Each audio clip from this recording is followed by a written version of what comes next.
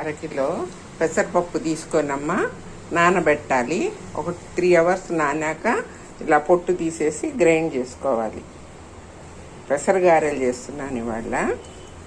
ఒక అరకిలో పెసరపప్పు, పొట్టు పెసరపప్పు నానబెట్టేసి ఇలాగా 2-3 సార్లు కడిగేసి పొట్టు తీసేసి దీన్ని గ్రైండ్ చేసుకొని ఇదిగో అమ్మ ఇలా పెసరపప్పు మెదుగుతున్నప్పుడు కావాల్సినంత ఉప్పు వేసేసుకోవాలి. కల్లుప్పు అయినా సరే, మీ దగ్గర మెత్త ఉప్పు అయినా వేసేసుకోండి. అలాగే ఒక స్పూను జీలకర్ర, 2 కూడా గ్రైండ్ చేసేటప్పుడు వేసేసుకుంటే మెదిగితే, జీలకర్ర మెదిగితే టేస్ట్ వస్తుంది. లూజ్ అయితే మాత్రం భయపడొద్దు మీరు ఎవరు కూడా. దాంట్లో కొంచెం మనం లూజ్ అయిందనుకోండి, ఒక్కోసారి రుబ్బినప్పుడు లూజ్ అవుతుంది. దాంట్లో కొద్దిగా నెయ్యి కలిపారనుకోండి మీకు బాగా వస్తాయి గారెలు. ఇప్పుడు లూజ్ కాలేదు. లూజ్ అయితే మీకు ఎవరికైనా ఇబ్బందిగా ఉంటే చెప్తున్నాను. ఇంతేనమ్మా నానమ్మ గారి వంటింట్లో ఈరోజు పెసరగారెలు. మా పిండి మెదిగింది చూడండి, పెసరపప్పు పిండి మెదిగింది. దాంట్లోకి ఉల్లిపాయలు, ఒక 2 ఉల్లిపాయలు కోసుకోండి సన్నగా.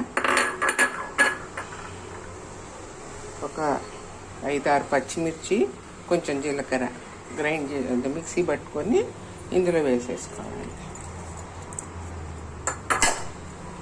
మనము పప్పు కొంచెం తీసుకొని దాన్ని కూడా కలుపుకోవాలి. ఎందుకంటే అవి వేసుకుంటేనే కరకరలాడతాయి గారెలు. ఇవన్నీ వేసి కొంచెం కరివేపాకు కూడా వేసుకొని కలుపుకోవాలి. అండి మనకి లూజ్ అయిందని భయపడకూడదు. ఎందుకంటే ఒక్కోసారి పిల్లలకి తెలియదు కదా, ఎమ్మటే గ్రైండ్లో వేసేస్తారు పప్పు గడగంగానే వడగట్టకుండా. అప్పుడు మనం కొంచెం నెయ్యి, ఇంత నెయ్యి తీసుకొని ఇలా కలిపామనుకోండి, అప్పుడు ఇదేమవుతుంది, గట్టిగా అయిపోతుంది అనమాట. ఈ బురుగంతా తీసేస్తుంది ఆ నెయ్యి. చూడండి ఎలా గట్టిగా అయిందో, చూసారా?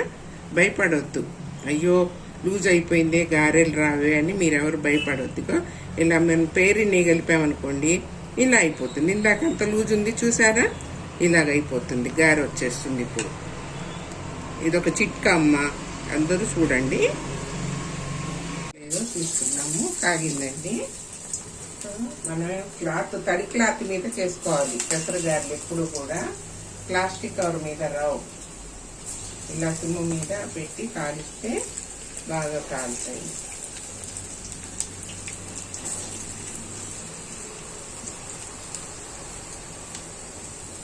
ఇలాగేనమ్మా, ఈజీ ఏముంది.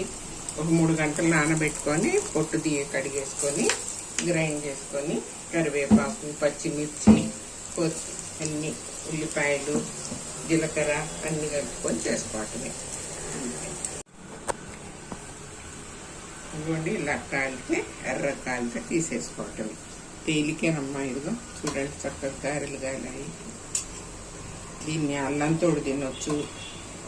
చాలామంది చికెన్ తోడు తింటారు. రకరకాలు దేనితోటైనా తినొచ్చు, ఏమి లేకపోయినా తినొచ్చు. ఇందులో జీలకర్ర ఉంది, పచ్చిమిర్చి ఉంది, ఉల్లిపాయ ఉంది, అన్నీ ఉన్నాయి కాబట్టి నంచుకోకుండా కూడా తినొచ్చు గారె.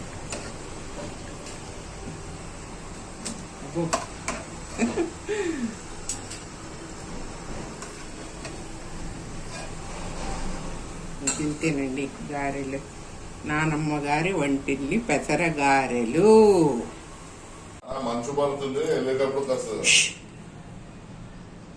పెసరగారెలమ్మ అయినవి అల్లం చట్నీ నంచుకొని తినేస్తే మస్తుగా ఉంటాయి. తింటే పెసరగారెలే తినాలి, వింటే మహాభారతమే వినాలి.